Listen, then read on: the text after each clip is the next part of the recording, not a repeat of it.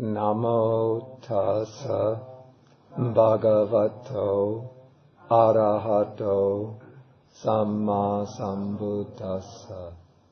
Namo tassa bhagavato arahato samma sambuddhassa. Namo tassa bhagavato arahato samma sambuddhassa.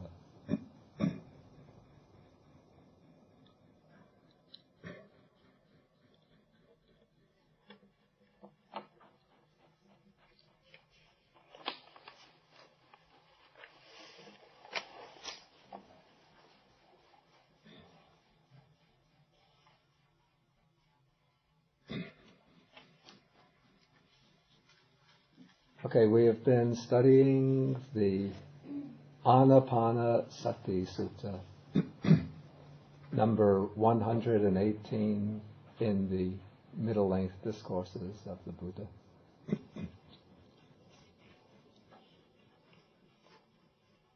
And before we go further, I just refer back to paragraph number 15 in the sutta, which is, you say, the key to the development of the sutta. Here the Buddha says that when mindfulness of breathing is developed and cultivated, it is of great fruit and great benefit. When mindfulness of breathing is developed and cultivated, it fulfills the 4 foundations of mindfulness. When the 4 foundations of mindfulness are developed and cultivated, they fulfill the 7 enlightenment factors. When the 7 enlightenment factors are developed and cultivated, they fulfill true knowledge and deliverance. Okay, last week I explained the sentence how when mindfulness of breathing is developed and cultivated, it fulfills the 4 foundations of mindfulness. Now we saw that this is done in that the 16 aspects of mindfulness of breathing fall into 4 groups. We call them the 4 tetrads, 4 sets of 4. And these 4 tetrads are correlated with the 4 foundations of mindfulness. So the first tetrad belongs to contemplation of the body, mindfulness of the body. The second tetrad belongs to contemplation of feeling. Third tetrad belongs to contemplation of mind. And the fourth tetrad belongs to Dhammanupassana, contemplation of phenomena. Okay, now we come to the sentence, when the 4 foundations of mindfulness are developed and cultivated, they fulfill the 7 factors of enlightenment. And this theme, the theme that's announced by this sentence, is developed starting in paragraph 29 of the sutta, on page 946.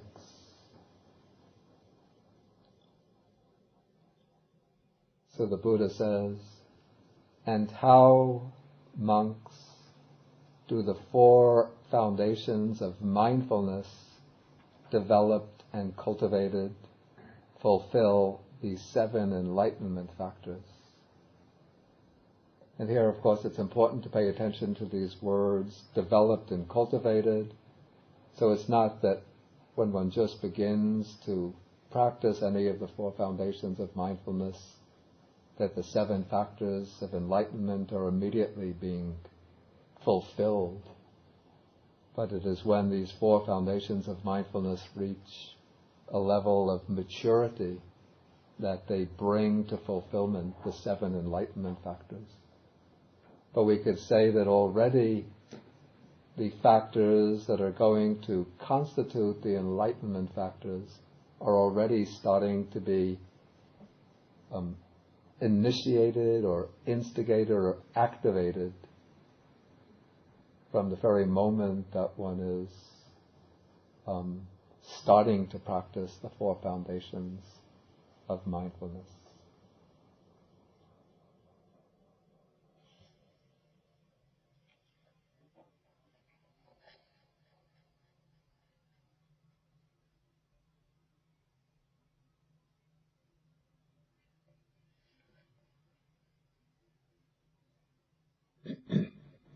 Okay, so we come in paragraph 30. On whatever occasion a bhikkhu abides contemplating the body as a body, ardent, fully aware or clearly comprehending and mindful, having put away covetousness and grief, or better, now I like longing and dejection for the world, on that occasion, unremitting mindfulness is established in him.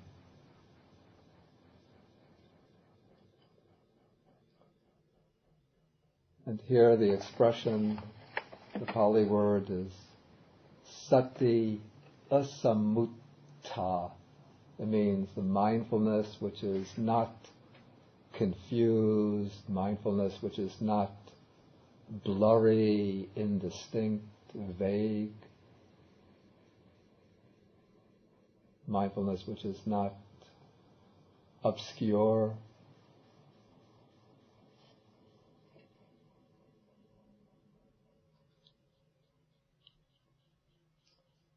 So on whatever occasion unremitting mindfulness is established in a bhikkhu,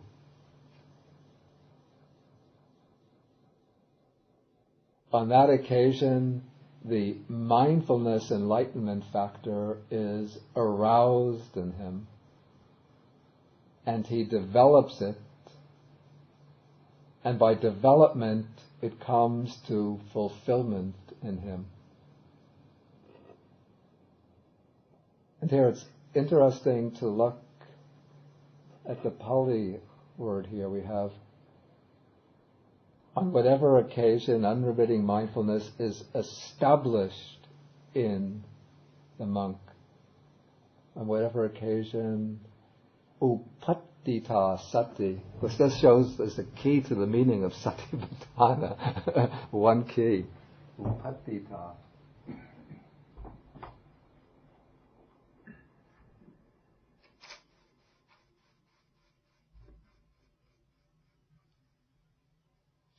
I'll write also another word, asamutta.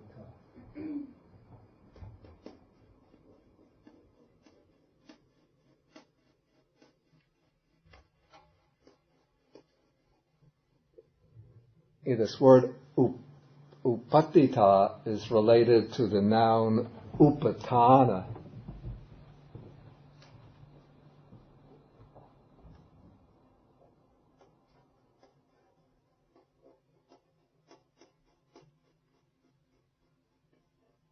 And that shows that satipatthana is almost certainly a combination of sati plus upatthana.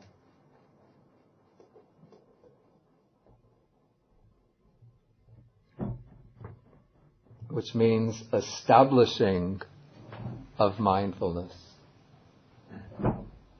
setting up of mindfulness. So satipatthana would be the establishing of mindfulness rather than foundation of mindfulness. But foundation of mindfulness sounds good and it's caught on, so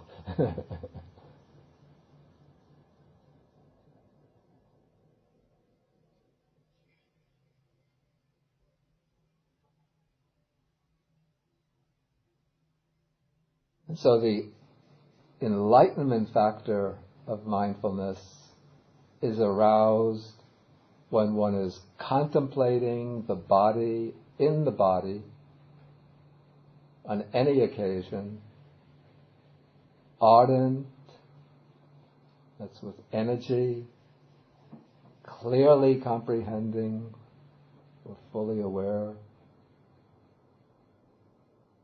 In this case, clearly comprehending the object, keeping the object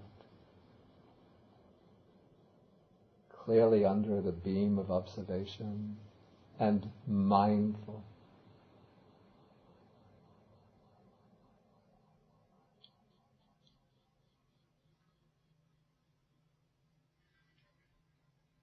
And even from that initial moment, one would say the enlightenment factor of mindfulness is aroused in one. It's being instigated, initiated. But that is not yet sufficient. There are actually 3 stages indicated here, 3 stages in the evolution of the enlightenment factor. First, one arouses the enlightenment factor. Then after arousing it, then one has to work on it continuously, consistently, continuously.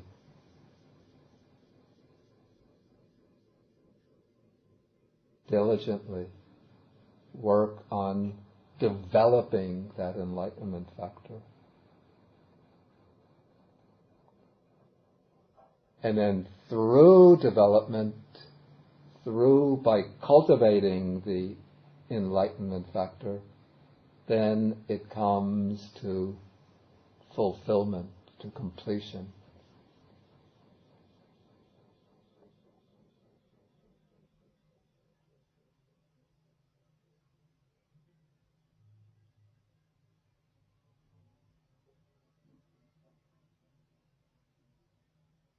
Okay, in this case, since this is mindfulness of breathing, and this is contemplating the body as a body based on mindfulness of breathing. So the object of body observation would be the breath coming under one of the 4 tetrads connected with mindfulness of breathing. One could presume that.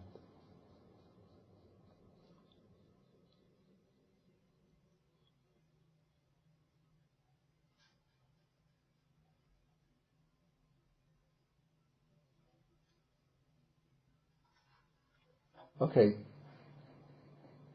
in paragraph 31 now, we move from the enlightenment factor of mindfulness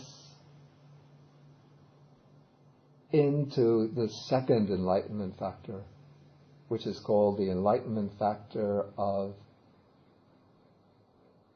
how do we translate it here, investigation of states,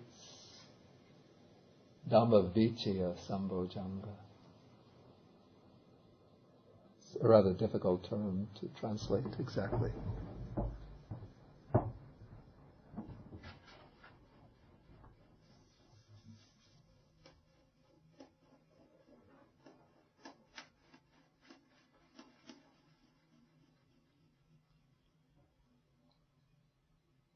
Okay, so the text says, abiding thus mindful, he investigates and examines that state with wisdom and embarks upon a full inquiry into it.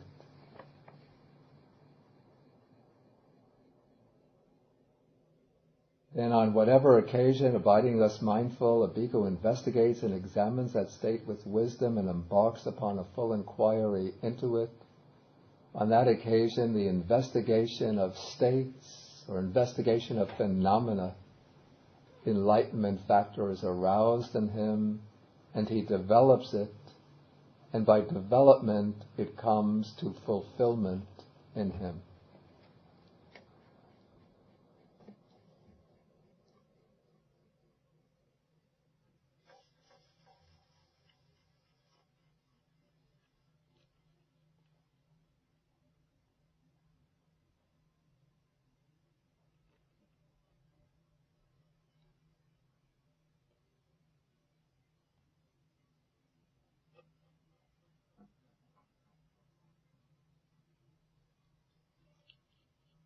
It's a little hard to understand why the text uses that singular expression, that state.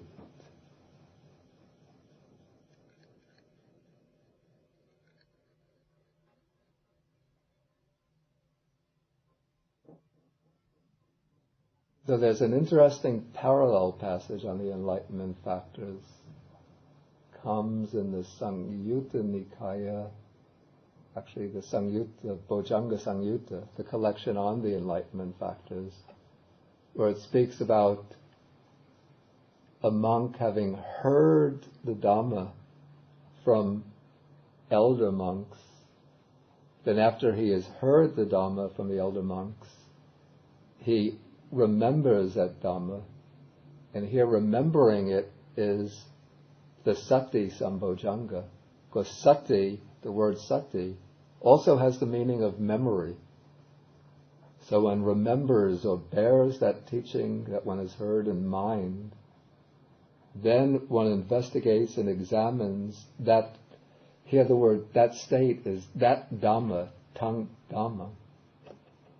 One investigates that Dhamma with wisdom, and there the singular would be quite appropriate, because here it's just referring to the teaching that one has heard from others.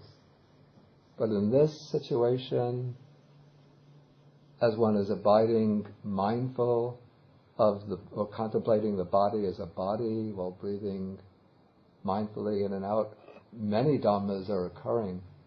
So why use the singular? It seems almost as though a passage appropriate for one situation has been sort of imported into this context. And there are other passages on the enlightenment factor of investigation of phenomena which use the plural, where one investigates phenomena to determine what is wholesome, what is unwholesome, what is bright, what is dark, what is good, what is bad. And there the plural would be appropriate.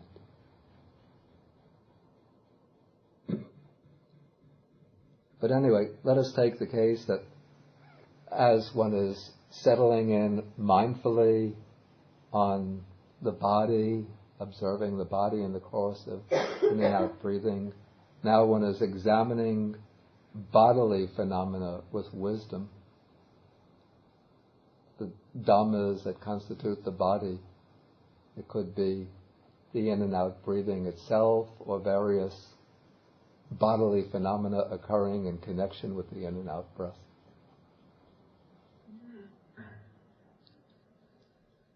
So in this case, one could say one is now examining these dhammas with wisdom.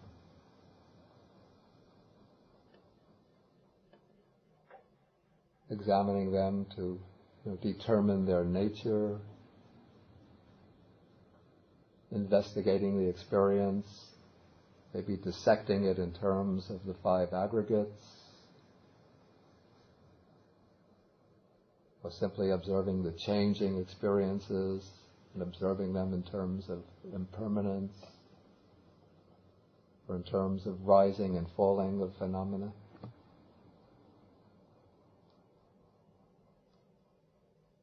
Okay, and so this is now, we call it the initial phase in the development of panya, of wisdom. It's not yet the really mature wisdom, but actually this enlightenment factor of wisdom, or the enlightenment factor of investigation of states, though it emerges, it's said to emerge right after the enlightenment factor of mindfulness. But one shouldn't think that this factor of investigation of states just comes second, then once it gives rise to the next factor, energy, that it somehow subsides and vanishes, and that there's no further wisdom in the rest of the process. But rather, once this investigative quality emerges, it will continue to remain present through the remaining stages, even though I think at some of these stages it will again subside and remain dormant, and then come again into dominance later.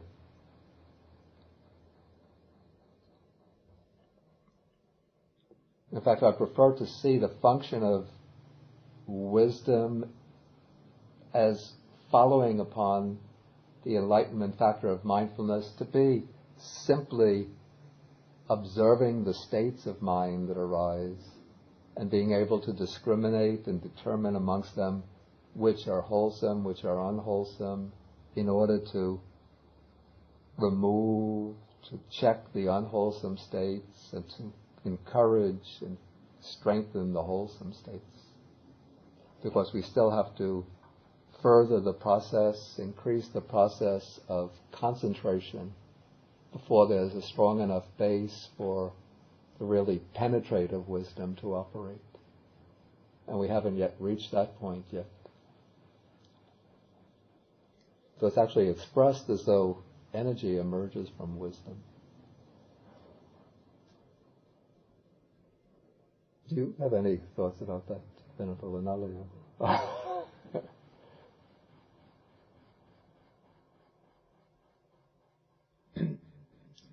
Okay, so this investigation of phenomena enlightenment factor again goes through this, every factor will go through these same three stages.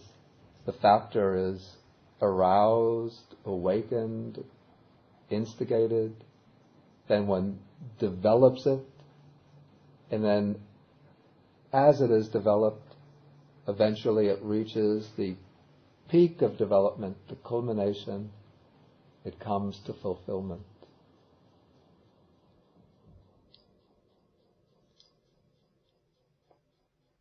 Okay, now, as one investigates and examines that state with wisdom and embarks upon a full inquiry into it, sounds almost like there's a Senate investigating committee going. Tireless energy is aroused. And here it seems that it's this work of investigation, examination that spurs an increase in the interest, stirs up interest, and that as that interest increases, it brings a boost in the energy. So now of course, to start the practice, one needs energy and effort, but it is when the effort starts to bear fruit and one is able to investigate, see into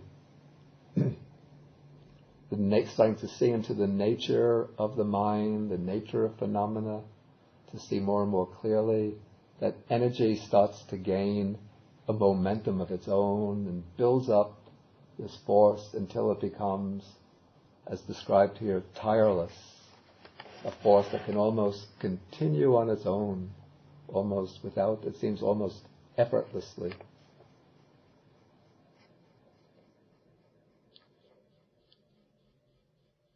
And so at this point, it is said, the energy enlightenment factor is aroused in him.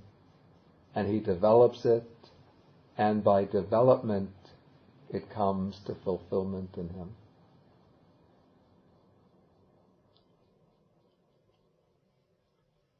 Okay, now when this energy becomes very strong, this spontaneous arising of energy, this almost electrifying, vibrant energy, then it brings along, it generates, it spontaneously arouses what is called unworldly, or you might call it non-carnal, non-sensual rapture or joy. Here the Pali expression is niramisa piti.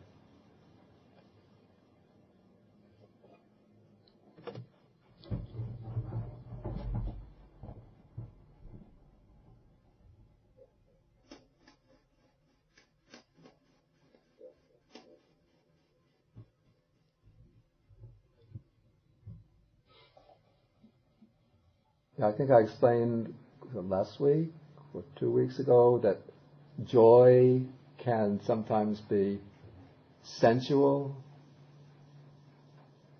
bound up with worldly enjoyment, but it can also be niramisa, which means free from sensual entanglements.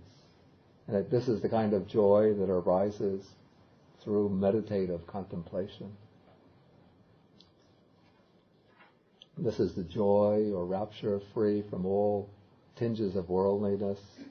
And when it arises, it's felt as though it's sometimes flooding the body, sweeping through the mind. Sometimes the body feels so light as though it's floating. Sometimes as though it's streaming down a river.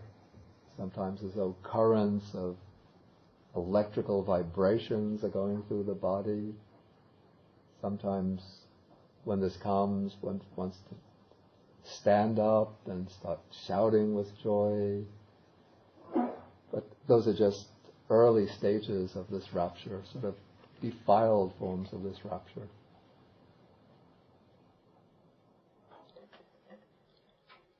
And so from the initial stages where this enlightenment factor of rapture is aroused, one has to develop it, and then by development it comes to fulfillment in him.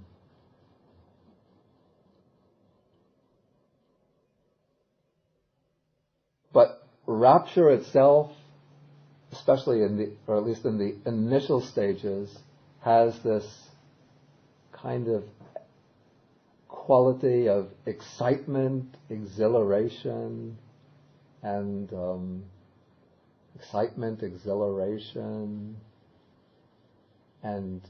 lack of control, and almost an aspect of agitation, or can easily spill over into agitation.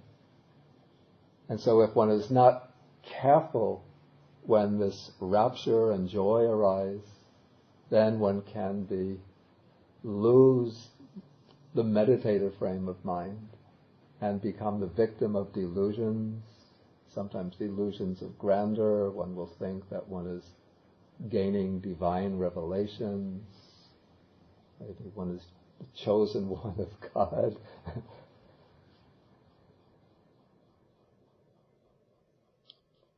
One will just become addicted to this joy and rapture. But one who has the guidelines of the Dharma will know that one has to bring that rapture to a state of refinement, a state of quiescence. And as one does so, gradually the body and the mind become tranquil. This brings the emergence of the enlightenment factor of tranquility. So the text says, paragraph 34, in one who is rapturous,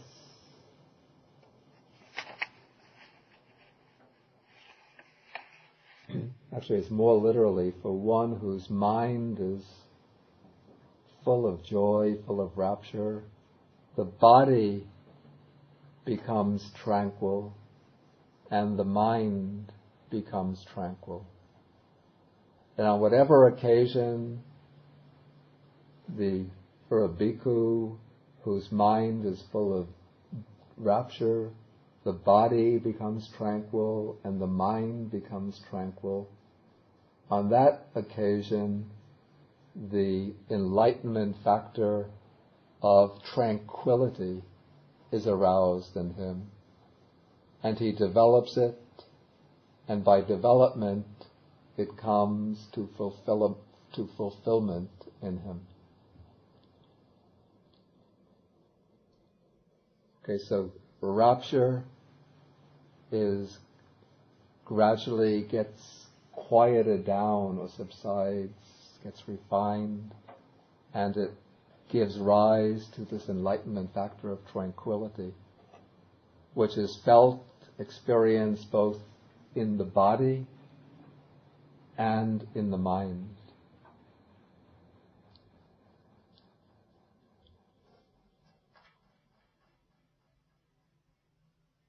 And now, in paragraph 35, we have something interesting.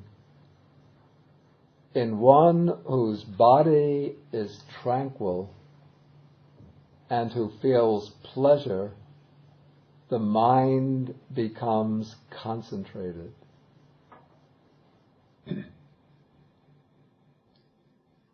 Pasada kayasa sukino chitang samadhiyati.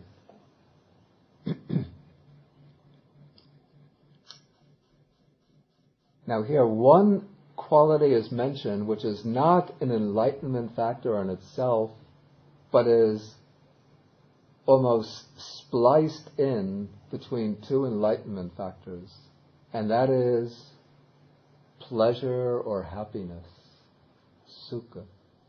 So we have one whose body is tranquil, but actually it's not only the body that is tranquil, but the mind is tranquil. Both the body is tranquil, the mind is tranquil. And then as a result of that tranquility of body, tranquility of mind, one experiences pleasure or happiness, the pleasant feeling. That tranquilization of the body, the tranquilization of the mind brings along a pleasant feeling. The pleasant feeling is different from that experience of rapture, that uplifting, exciting, joyous experience. This is a very calm, quiet, but delightful feeling of pleasure. And it is through that feeling of pleasure that the mind can just quietly settle down and rest undisturbed upon its object. And so it becomes concentrated.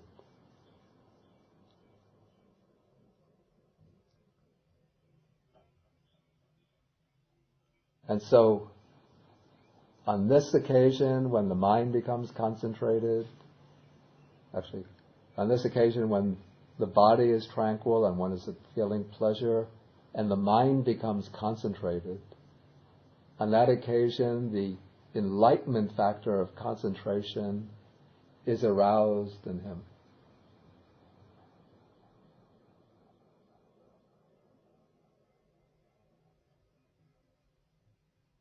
And then he develops that enlightenment factor of concentration. And then by development it comes to fulfillment in him. The same three stages.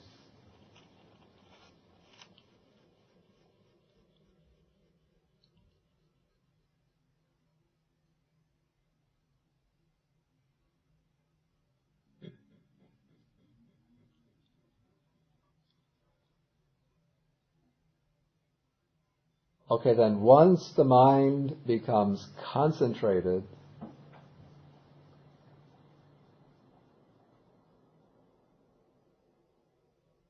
then the meditator doesn't have to do any more work in order to gain concentration.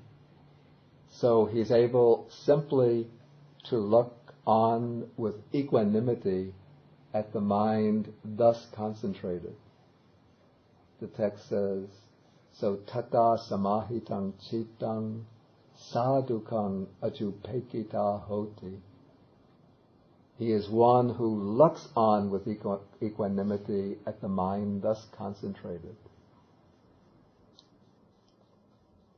So this expression, he is one who looks on with equanimity at the mind thus concentrated, points to the emergence of the enlightenment factor of equanimity.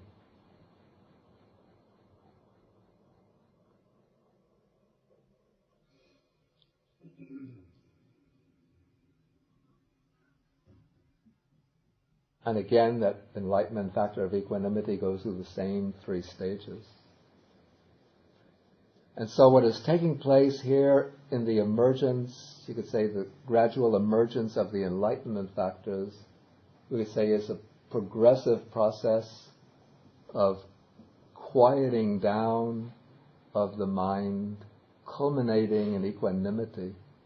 would say that the working factors in the development, or the working forces in the development of the 7 enlightenment factors are factors number 1, 2, and 3. 1 is mindful of the object. 1 investigates and examines whatever states are arising. And 1 applies energy and effort.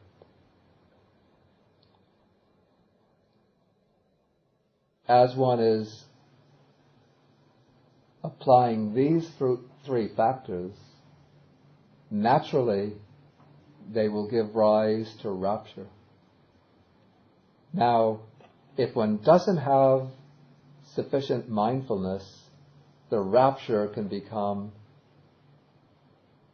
a force which develops its own vector, you could say, which goes off on a tangent and pulls 1 off from the straight course of meditative progress. But mindfulness serves as a check, a controlling influence on rapture. It doesn't allow rapture to become carried away. And so when rapture wants to pull the mind away like a wild horse, mindfulness says, whoa, go quietly and gently.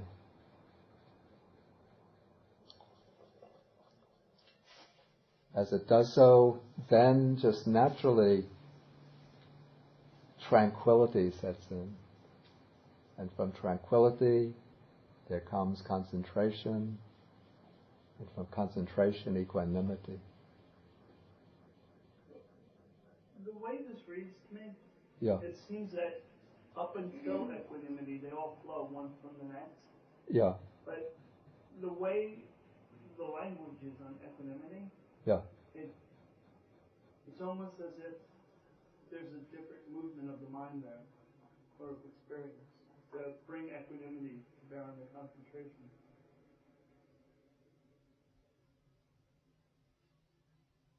And so it takes... Because every other paragraph begins with, in one who is rapturous, or, in one who is, then this.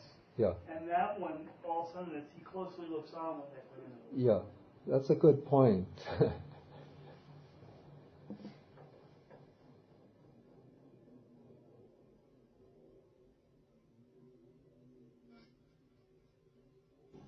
Actually, it mirrors paragraph 31 where he investigates and examines.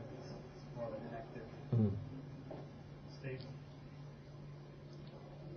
Because I know from my own experience, my own practice, there are times when I just keep striving for that concentration, and I don't bring, I don't bring that equanimity to the concentration, and the concentration just becomes an end, an end into itself. You just get fixated on the concentration. So it seems that the way it's written, that there's some sort of trigger to say, okay, here's the concentration, now I have to be equanimous, with it. Yeah, so I would say equanimity to some extent has to be present, at least in incipient form, almost from the beginning, but it doesn't really emerge fully till 1 reaches that end point. Putting aside covetousness and grief is a form of equanimity, isn't it? It implies a movement in the direction of equanimity, I would say. Does Benville Nalia, do you have? Yeah.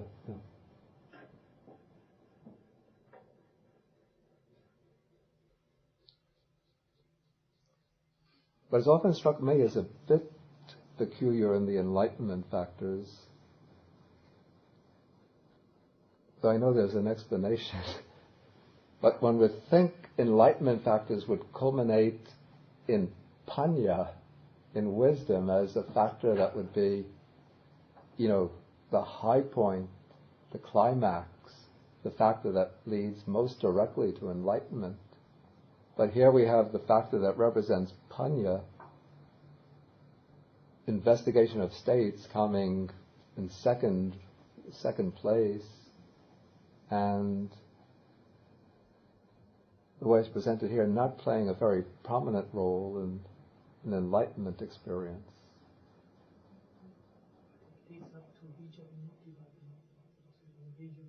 Yeah. So there's another sutta, I think it is it the Nandagobada Sutta?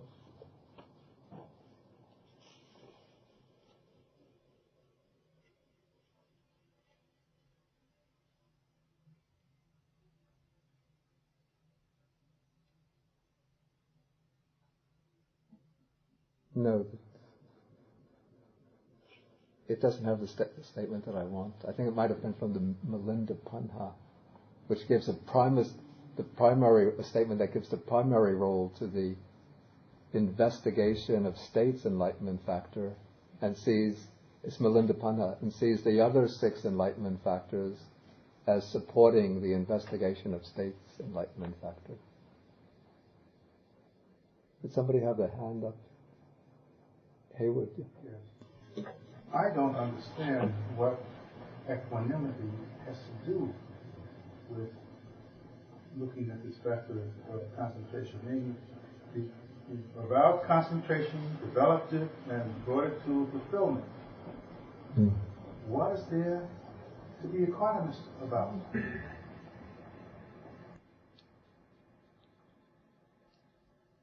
I think what this implies is that up to the point that one reaches concentration, one has to balance certain factors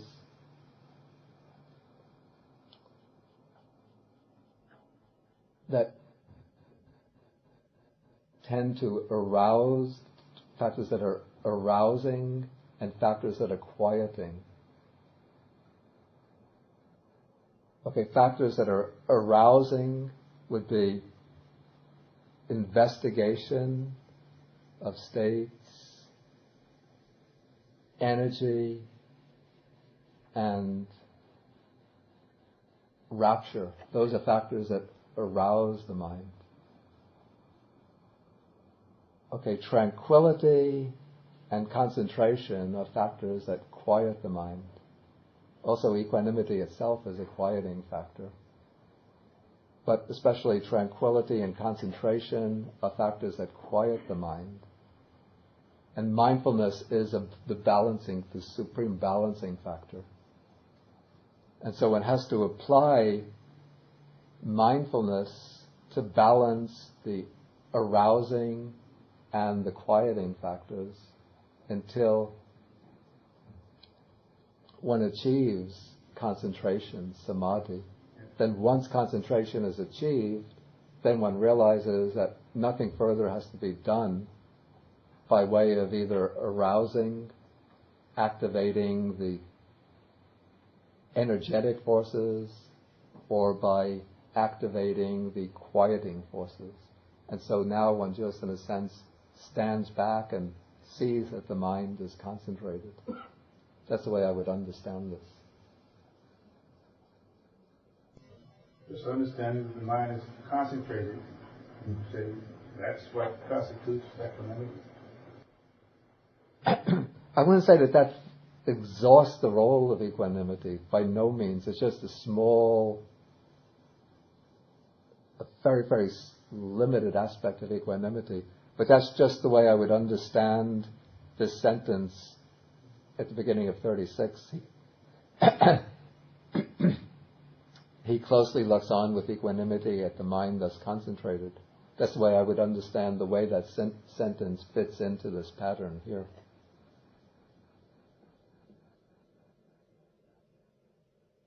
But there are many different aspects to upekkha, equanimity. I think good luck in the index just to see the way it occurs in the Majjhima Nikaya. There are various kinds of equanimity. Yeah, there are quite a number of references to different types of equanimity in the index of subjects on page 1393.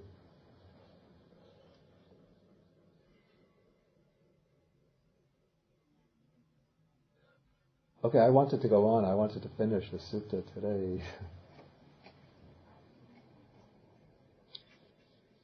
Okay, so now we complete the development of the enlightenment factors based on contemplating the body as a body through mindfulness of breathing. But now, if you remember, the practice or the development of mindfulness of breathing falls into the 16 aspects within the 4 tetrads. And so one is developing this mindfulness of breathing in any of the 4 modes. So this is the 4 contemplations, the 4 types of mindfulness. And so one can be developing mindfulness of feelings, mindfulness of the mind, or mindfulness of phenomena. Any of those can serve as the starting point for this whole sequence in the development of the 7 enlightenment factors. And so paragraph 37 develops a whole sequence based on contemplation of feelings. Paragraph 38 develops the whole sequence based upon contemplating mind as mind. Paragraph 39 develops the whole sequence based upon contemplating phenomena as phenomena.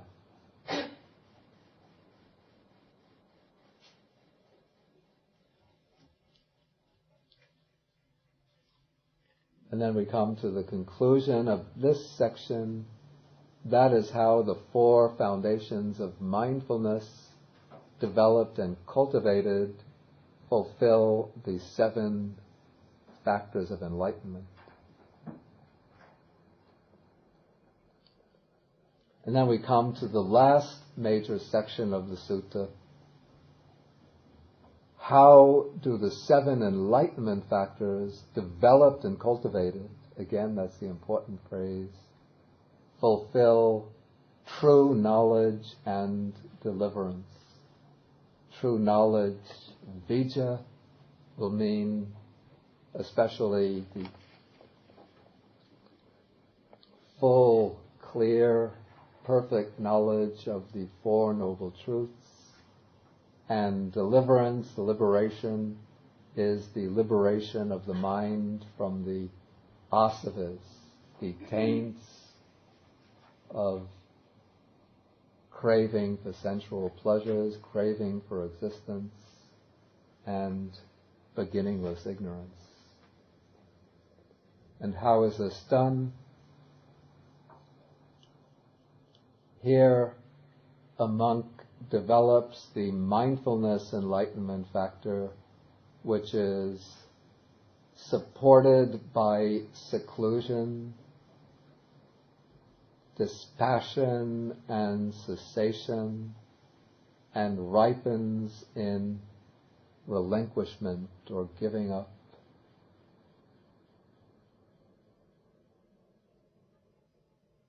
Here we have this, it's a stock description of sometimes the factors of the Noble Eightfold Path, sometimes the 7 factors of enlightenment.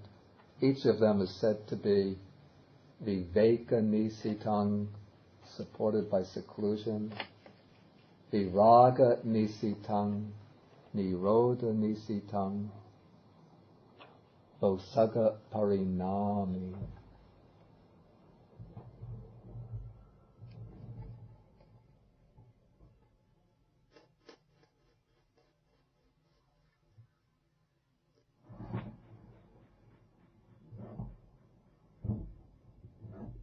The commentaries give a very technical explanation of this, so we don't have to go into this. But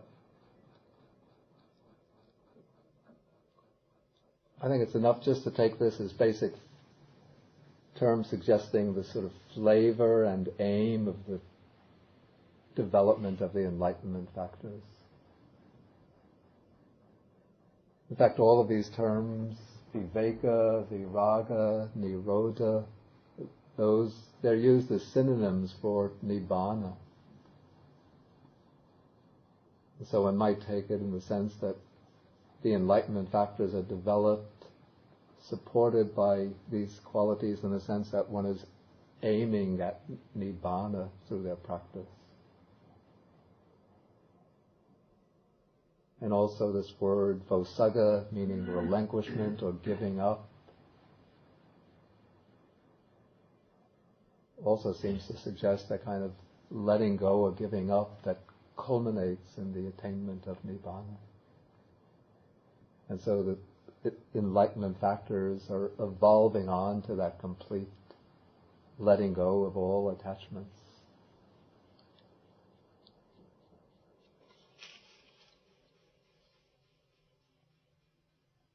And so when the enlightenment factors are developed in that way, then they will fulfill, or in other words, they will culminate in that true knowledge, that liberating knowledge of the full, exact, profound knowledge of the Four Noble Truths,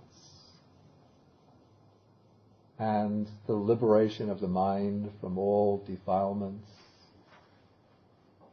all the taints.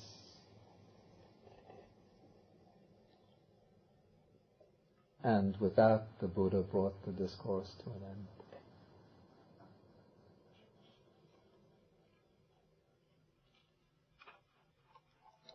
Okay, now if there's any questions, comments. Could you just tell me what the English is for some of these words? Viveka Nisikam? Yeah. Yeah. The English is in the book. Viveka Nisitang means supported by seclusion. Viraga Nisitang, supported by dispassion. Nirodha Nisitang, supported by cessation. And Vosagga Parinaming, ripening in or evolving towards relinquishment or letting go or giving up.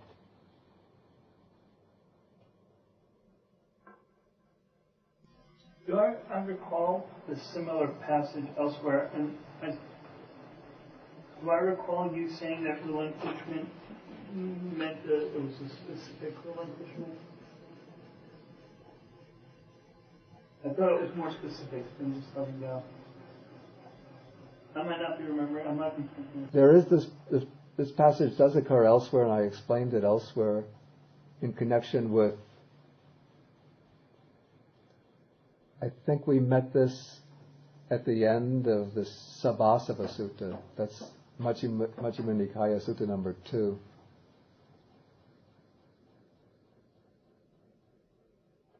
I think what I might have said is that it's more specific just than the general letting go, but it's the letting go that culminates in Nibbana, or that signifies Nibbana, the full letting go of Nibbana. I don't have I just looked at my notes. I don't have anything. So I must be thinking of something else. I think that's what I might have said. Not just an ordinary letting go, but it's the full letting go of Nirvana. Some of these students, we have a little background as to the circumstances they felt compelled to give the student.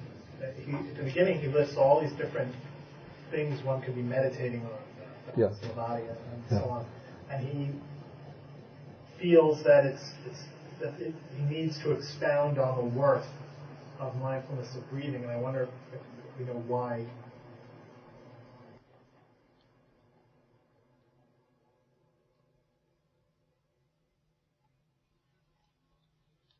If it's recorded in the commentaries or something.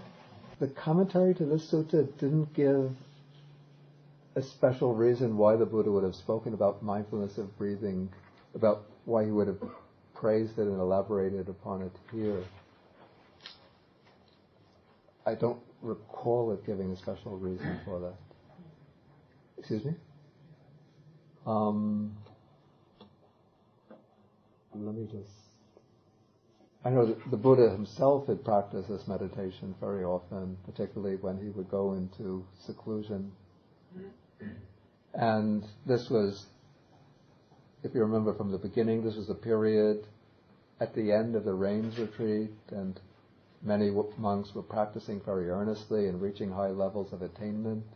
And so he might have praised mindfulness of breathing here because he wanted the monks to practice very earnestly and to reach, to sort of bring their training to its culmination.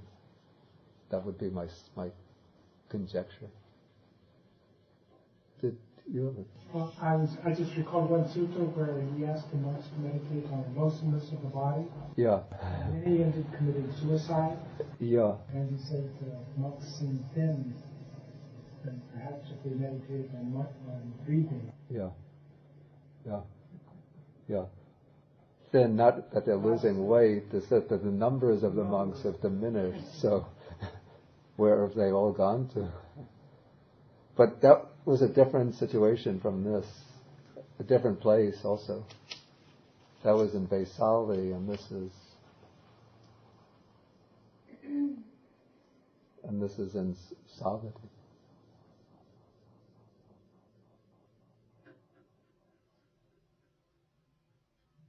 Any questions? Or? Would Gautama have continued to practice meditation after his enlightenment? He certainly did. It's not that he had anything further to accomplish or to fulfill, but it said that he did so for two reasons. One is to set an example for later generations, and the other is for his Dita Dhamma Sukha Vihara, which means for dwelling pleasantly in this very life.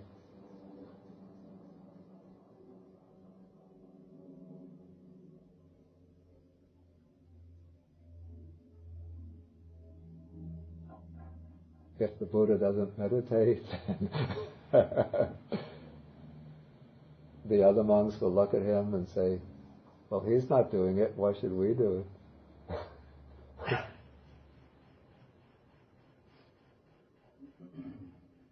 They'll think that if we don't meditate, it means that we are enlightened. Only the ones who are unenlightened have to meditate.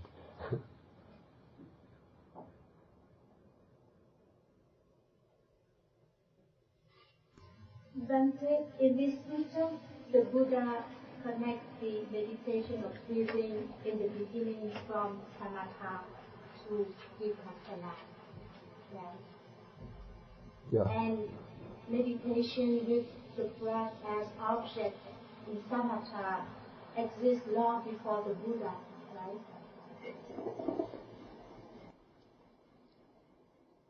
That's an interesting question. It's his teacher before he gets into ascetic practice taught him the samatha. There were samatha meditations before the Buddha. Whether any of them used the breath quite the way the Buddha did, based on the existing literature, I don't know if there's any evidence for that. There are, of course, probably types of pranayama practices, but I don't know whether there's anything corresponding to mindfulness of breathing. Not mindfulness. I think they use it for samatha. So they just... There would have been types of samatha practice. Whether they were based on the breath, that I don't know. I don't know. I'm not saying that there weren't, but I don't know. From Brahmajala Sutta, we would think they may have used casino objects, not on something.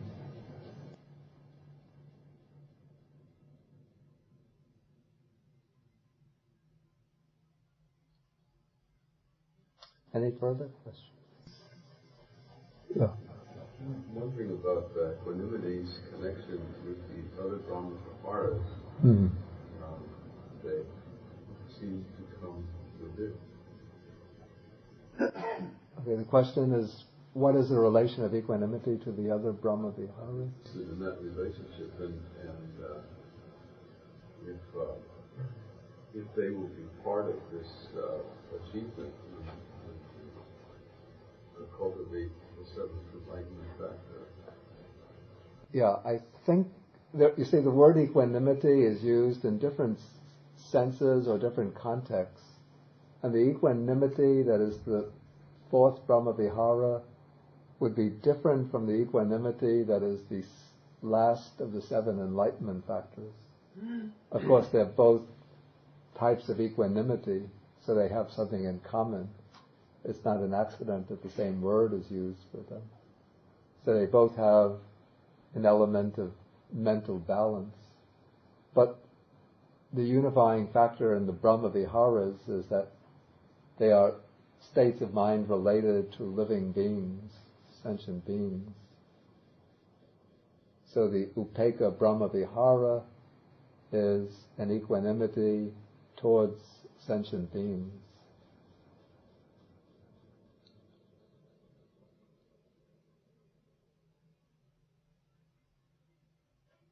Which one might see is an attitude of impartiality, freedom from bias, and also a certain degree of detachment so that one is not shaken by the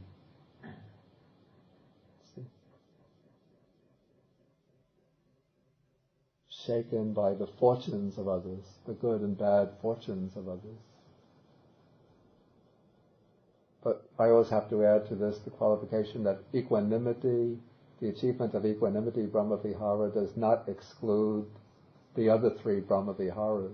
It's not that one achieves equanimity, then one becomes cold and indifferent and no longer has loving kindness, compassion, or altruistic joy. They're just different moods of mind. The equanimity developed as the seventh factor of enlightenment is the equanimity, say, is the culminating stage. To put this in the refinement of the mind as an instrument for enlightenment.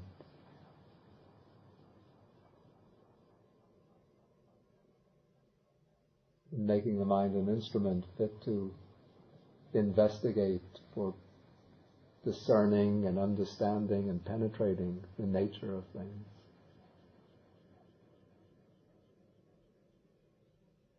And then the important point I wanted to make about the seven enlightenment factors is that equanimity as a seventh doesn't mean that once equanimity is reached that one just settles down in that equanimity and that is all. Just that from that equanimity one gets enlightenment. But in that equanimity one has to reinstigate and fortify the factor of investigation of phenomena. And it is that investigation of phenomena that becomes the panya based on samadhi. Now one has the samadhi, the concentration. Concentration has stabilized as equanimity, and it is panya, wisdom, arising out of that equanimity that investigates, examines the nature of things, and that makes the breakthrough that will culminate in enlightenment or true wisdom, the true realization.